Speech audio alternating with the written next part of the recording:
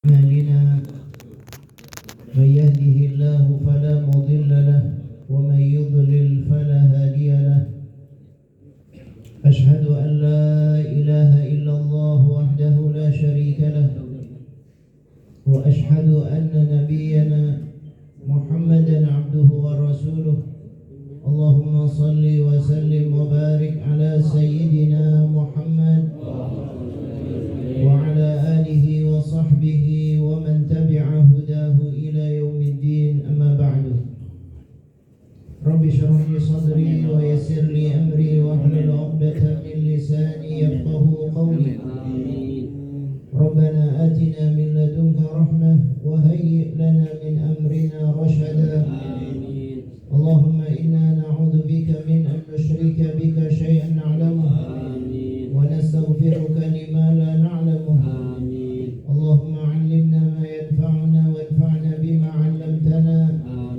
وزدنا علما وألحقنا بالصالحين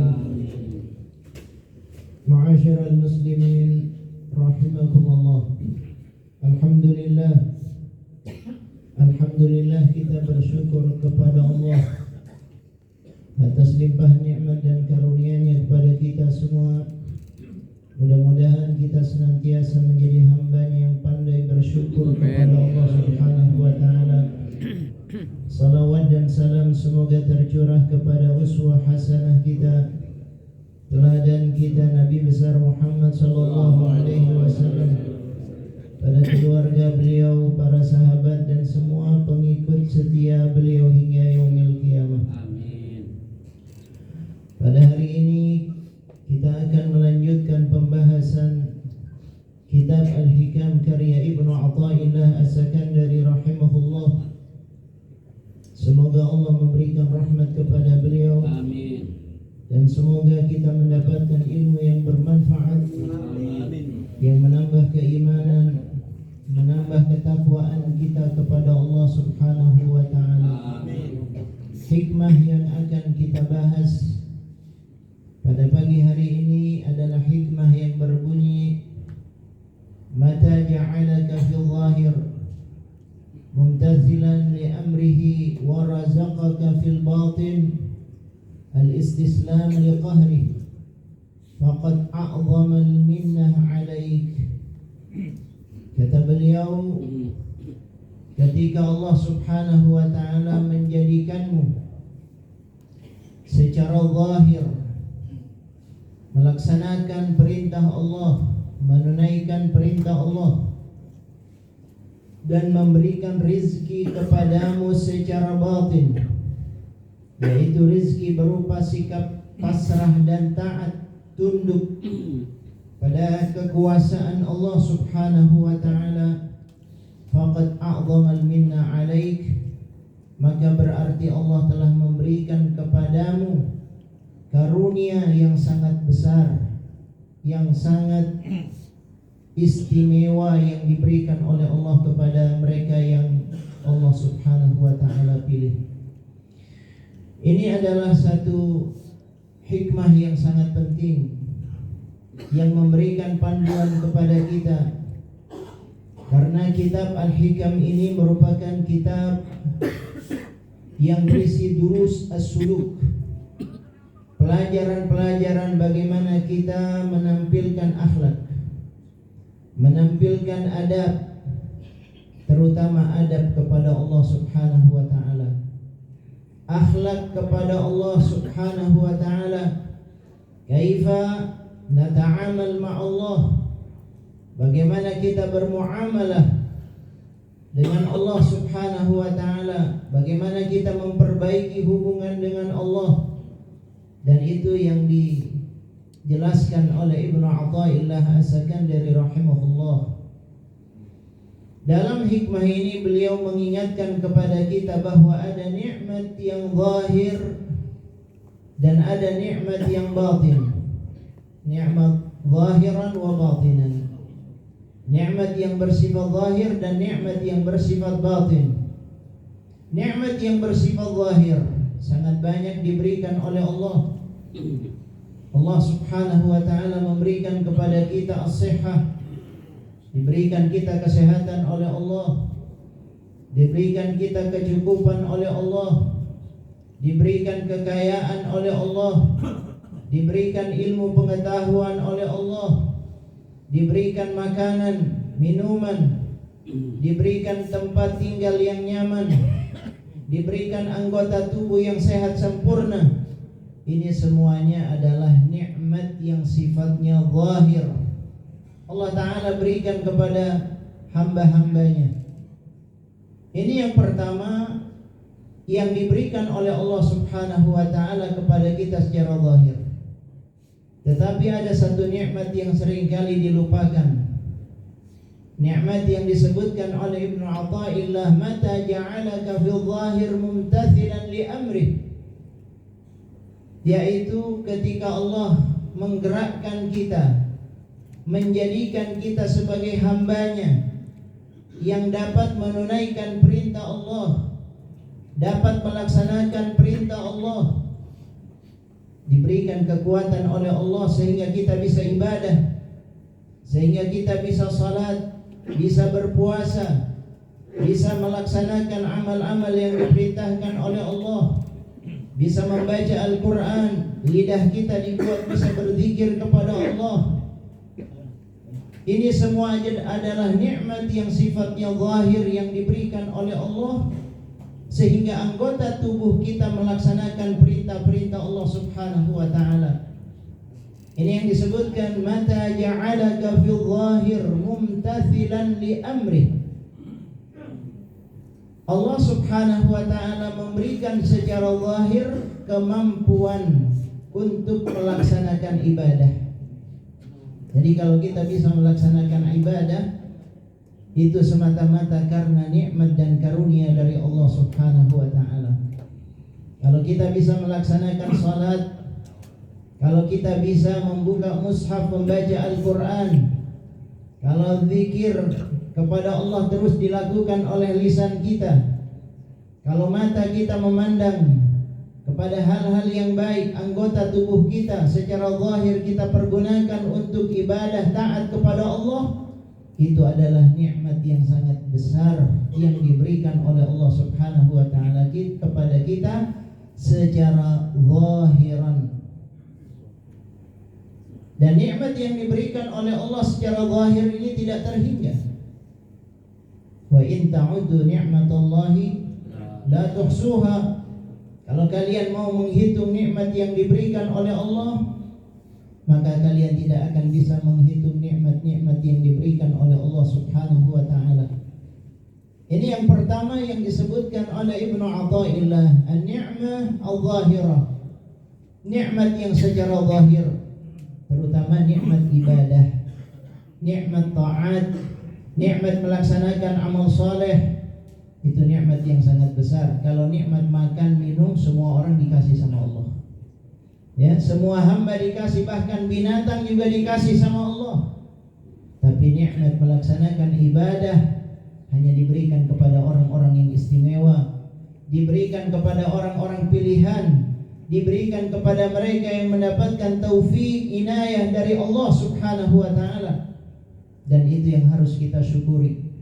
Terus lidah kita mengucapkan alhamdulillah, nashkurullah atas nikmat yang diberikan oleh Allah, sehingga anggota badan ini bisa melaksanakan ibadah kepada Allah Subhanahu wa Ta'ala.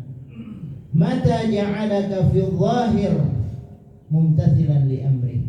Tapi Ibnu Athaillah mengatakan itu baru zahir. Jangan berhenti kepada yang zahir saja.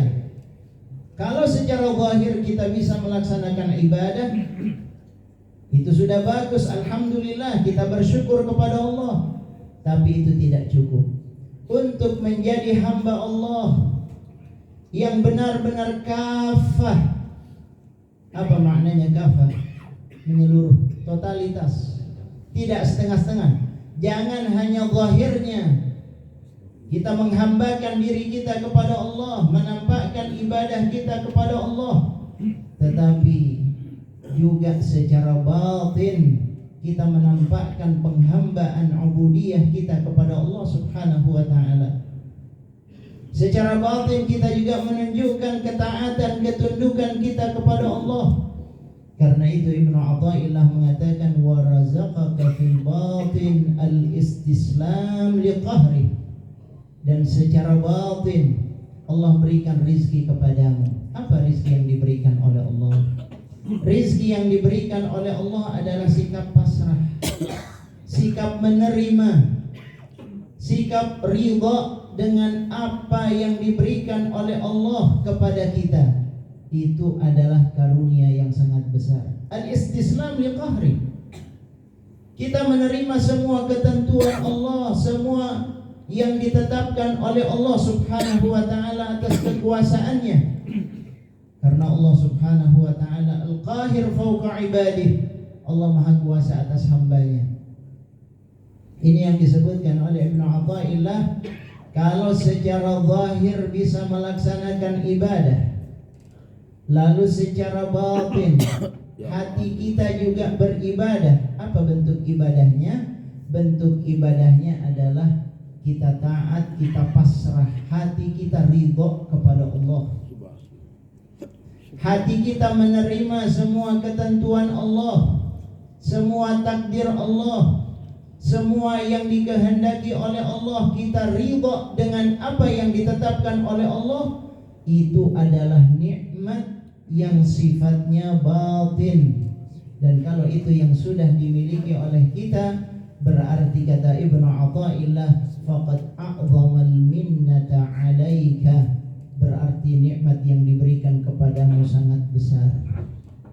Nikmat yang diberikan kepadamu sangat istimewa. Allah Ta'ala berikan sempurna zahiran wa batinan. Dan ini adalah sesuatu yang sangat penting, karena ibadah itu bukan hanya zahirnya saja, tapi ibadah itu ada ibadah jasadiyah, tapi ada ibadah qalbiyah. Kalau anggota badannya sudah taat, tinggal hatinya. Bagaimana hatinya juga pasrah dan ridho kepada Allah Subhanahu wa ta'ala.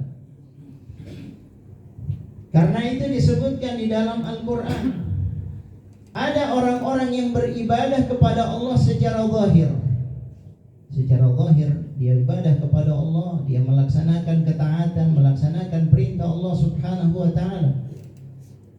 Tetapi Allah Ta'ala menegaskan, wa minan nasi man ya'budullaha ala harfin fa in asabahu khairun itma'anna bih wa in asabathu fitnah inqalaba ala wajhih khasirat dunya wal akhirah. Kata Allah Subhanahu wa ta'ala di dalam Al-Quran, ada orang-orang yang beribadah kepada Allah, zahirnya ibadah kepada Allah, anggota badannya ibadah kepada Allah, taat kepada Allah. Tapi ketika diuji batinnya oleh Allah, ada sesuatu yang tidak nyaman, ada musibah, ada ujian, ada bala. Apakah itu penyakit? Apakah itu kehilangan harta? Apa saja yang diberikan oleh Allah, wala nabluwannakum bisyai'in minal khawf wal ju' wa naqsim minal amwali wal anfusi wath thamarat. Pada titik ini kadang-kadang manusia gagal. Pada titik ini kadang-kadang manusia tidak bisa menerima ketentuan Allah Subhanahu wa ta'ala. Dia mengaku sebagai hamba Allah, tetapi ketika diuji oleh Allah, diberikan musibah oleh Allah, padahal musibah itu pasti sesuatu yang niscaya yang akan dialami oleh setiap manusia. Ketika diberikan musibah, dia mulai gelisah, mulai galau. Dia tidak bisa menerima takdir dari Allah Subhanahu wa ta'ala, tidak bisa menerima ketentuan Allah Subhanahu wa ta'ala. Khasirat dunia wal akhirah. Dia tinggalkan itu ibadah. Dia tidak percaya pada ketentuan Allah Subhanahu wa ta'ala, sehingga dia merugi dunia dan akhirat. Dzalika huwal khusranul mubin. Itulah kerugian yang sangat nyata, kata Allah Ta'ala. Jadi jamaah sekalian, dalam ayat ini Allah mengingatkan jangan sampai kita menjadi hamba yang beribadah ala harf, di tepian, ringkih. Tapi ibadah yang harus ditunjukkan adalah ibadah yang sifatnya totalitas. Anggota badan kita beribadah, hati kita juga beribadah. Bagaimana cara ibadahnya hati? Yakin, percaya, ridho kepada semua ketentuan Allah Subhanahu wa ta'ala. Karena itu kita sering membaca, dianjurkan oleh Nabi kita Nabi Muhammad sallallahu alaihi wasallam untuk membaca raditu billahi rabba wa bil islami dina wa bi Muhammadin nabiyya wa rasula. Ini adalah wirid yang dianjurkan untuk dibaca oleh setiap muslim sebagai ikrar dan pengakuan bahwa dia ridha dengan apa yang ditentukan oleh Allah, ridha Allah sebagai Tuhannya. Raditu billah rabba, karena ridha berarti dia siap menerima apa saja yang ditentukan oleh Allah kepadanya, siap menerima untuk ditarbiyah oleh Allah, siap menerima untuk diatur oleh Allah, hatinya siap menerima. Itu yang namanya muslim, itu yang namanya mukmin. Berarti dia benar-benar menjadi hambanya Allah Subhanahu wa ta'ala. Ma'asyiral muslimin rahimakumullah, jangan sampai zahirnya kita beribadah kepada Allah tetapi secara batin tidak siap menerima ketentuan-ketentuan Allah Subhanahu wa ta'ala. Ini secara praktis, kadang-kadang sadar atau tidak sadar kita ini mengatakan dalam diri kita atau pada orang lain, membuat penilaian-penilaian. Misalnya, saya sudah ibadah secara zahir, saya sudah salat, saya sudah banyak zikir, saya sudah banyak sedekah, saya sudah banyak melakukan amal saleh. Tetapi kadang-kadang jamaah sekalian, Allah Subhanahu wa ta'ala menguji. Kadang-kadang Allah Subhanahu wa ta'ala memberikan musibah kepada orang yang saleh tersebut. Kadang-kadang Allah Subhanahu wa ta'ala memberikan ujian yang tidak terduga-duga.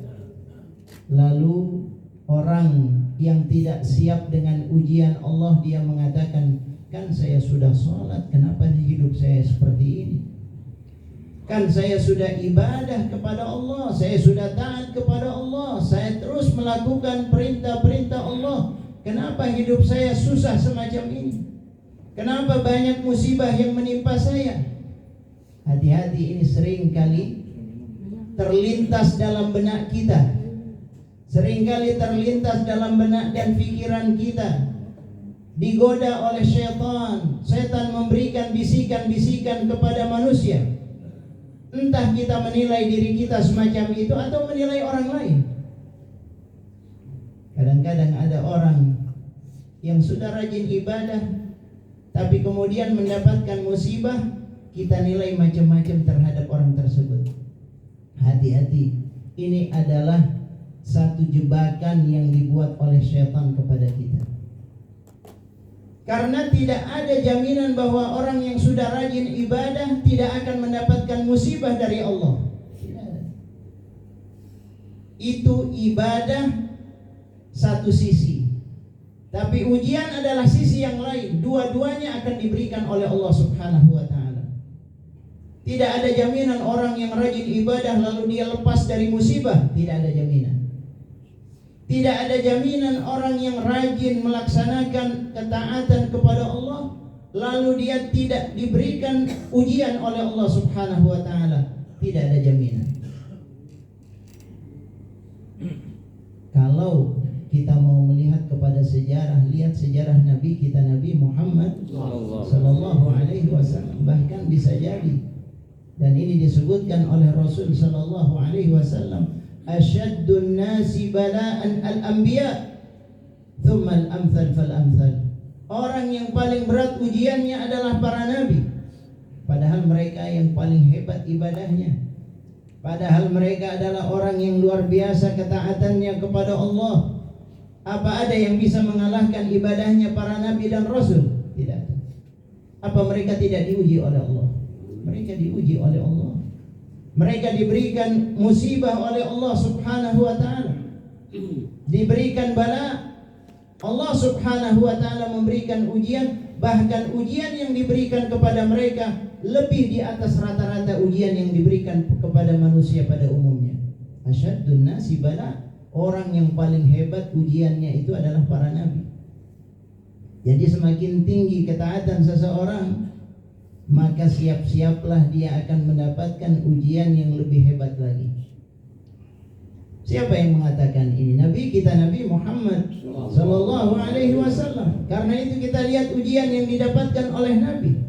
Beliau orang yang paling dekat dengan Allah. Beliau orang yang salatnya sampai kaki beliau bengkak karena panjangnya salat yang dilakukan di waktu malam. Tapi tetap ujian diberikan oleh Allah Subhanahu wa ta'ala. Menghadapi orang-orang kafir, menghadapi orang-orang munafik, celaan manusia, kecaman manusia, dimusuhi oleh manusia, bahkan diusir dari Mekah. Terus ujian demi ujian diberikan kepada Nabi sallallahu alaihi wasallam. Bukan hanya kepada beliau, kepada keluarganya, kepada para sahabatnya. Apakah Nabi kemudian mengatakan, kok saya diuji semacam ini padahal saya soleh, padahal saya sudah taat kepada Allah? Tidak ada ucapan semacam itu keluar dari lisan Nabi sallallahu alaihi wasallam. Beliau menjaga adabnya kepada Allah. Karena itulah hakikat manusia selama dia sebagai hamba, maka layak bagi Allah sebagai tuannya, sebagai majikannya, sebagai Allah sebagai Tuhan untuk menguji hambanya. Kita semua akan diuji oleh Allah Ta'ala. Maka itu Ibnu Athaillah mengingatkan kita, dua yang harus kita siapkan. Anggota badan kita siap melaksanakan ibadah, hati kita siap menerima semua ketentuan Allah Ta'ala. Itulah hamba Allah yang kafah, Islamnya kafah, imannya kafah. Dia tidak parsial, bukan cuma anggota badannya, tapi hatinya siap menerima semua ketentuan Allah Subhanahu wa ta'ala. Lihat Nabi Ayub, ujiannya kita baca bagaimana ujian Nabi Ayub sakit yang beliau derita. Bagaimana ujiannya Nabi Yunus alaihi salam, bagaimana ujiannya Nabi Musa alaihi salam. Rata-rata orang soleh mendapatkan ujian dari Allah. Apa yang membedakan? Yang membedakan adalah sikap mereka ketika menerima ujian tersebut. Mereka tetap ridha kepada Allah, mereka yakin kepada Allah, mereka percaya kepada Allah. Yang diucapkan oleh mereka, la ilaha illa anta subhanak inni kuntu minadh dhalimin. Yang salah adalah aku ya Allah, engkau maha suci ya Allah. Begitu adab kepada Allah. Jadi dalam kondisi apapun tetap harus husnudzan kepada Allah, percaya kepada Allah, yakin kepada Allah. Itu yang namanya orang beriman. Di sini Ibnu Athaillah mengajarkan, mengingatkan kepada kita semuanya. Nabi kita Nabi Muhammad sallallahu alaihi wasallam ketika berdakwah, pengorbanannya sangat besar. Dari Mekah berjalan ke Taif. Di Taif dilempari batu, berlari Nabi sallallahu alaihi wasallam, Zaid bin Harithah, sampai berdarah-darah. Nabi tidak pernah kecewa, apalagi mengatakan, kenapa begini jadinya ya Allah? Tidak. Nabi mengatakan, illam yakubika ghadabun alayya fala ubali. Selama engkau tidak murka kepadaku ya Allah, aku tidak peduli. Enggak apa-apa ya Allah. Masya Allah. Ini ridhanya seorang hamba Allah. Begitu kita sebagai hamba siap menerima. Kalau itu yang ada dalam hati kita, kata Ibnu Athaillah, faqad a'zamal minna 'alaika. Allah memberikan nikmat yang sangat besar. Hatimu luar biasa. Hatimu percaya kepada Allah. Hatimu benar-benar bertawajjuh kepada Allah. Itulah hamba Allah yang hakiki. Ma'asyiral muslimin rahimakumullah. Disebutkan dalam riwayat, su'ila Rasulullah sallallahu alaihi wasallam ayyun nas ashaddu bala'an. Rasulullah ditanya, ya Rasulullah, siapa yang paling besar ujiannya? Nabi sallallahu alaihi wasallam mengatakan, ashaddu bala'an al-anbiya thumma al-amthal fal-amthal. Yang paling hebat ujiannya itu adalah para nabi, kemudian yang sesudahnya dan sesudahnya. Yubtalan nas ala qadri dinihim, manusia diuji sesuai dengan kapasitas agamanya, sesuai dengan tingkat keimanannya. Tapi jangan berpikir jamaah sekalian, kalau begitu jangan bagus-bagus amat imannya. Jangan begitu ya. Biasa-biasa aja, jangan terlalu soleh, jangan terlalu taat. Jangan begitu, kalau begitu caranya nggak naik tingkat kita. Sama seperti orang yang sekolah TK, mau naik ke SD pasti ada ujian, naik ke SMP pasti ada ujian. Gak mungkin kemudian orang mengatakan nggak usah naik tingkat, biar di sini aja. Itu adalah orang yang punya pikiran rendah. Orang yang punya pikiran tinggi, punya ambisi, punya obsesi untuk mendapatkan kedudukan yang tinggi di sisi Allah, dia siapkan mental, dia siapkan hatinya. Dia siap menerima semua ketentuan Allah untuk naik tingkatan terus sehingga dekat dengan Allah Subhanahu wa ta'ala. Jadi yubtalan nas ala qadri dinihim, faman thahna dinuhu ishtadda bala'uh. Siapa orang yang kuat agamanya, maka ujiannya juga besar. Wa man dha'ufa dinuhu dha'ufa bala'uh. Yang agamanya lemah, ujiannya juga lemah.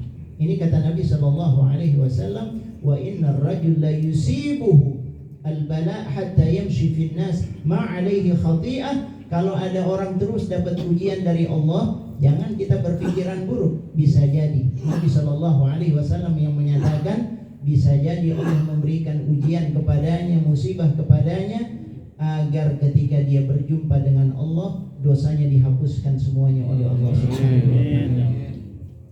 Begitu cara kita berpikir. Mudah-mudahan Allah memberikan taufik dan hidayah kepada kita.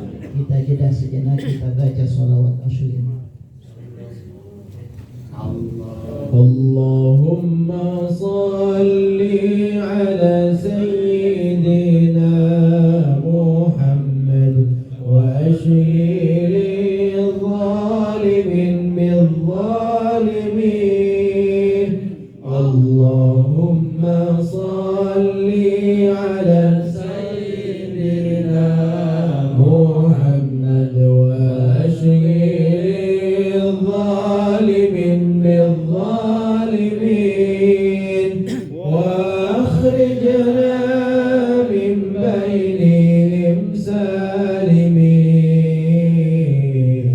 wa ala alihi wa sahbihi ajma'in.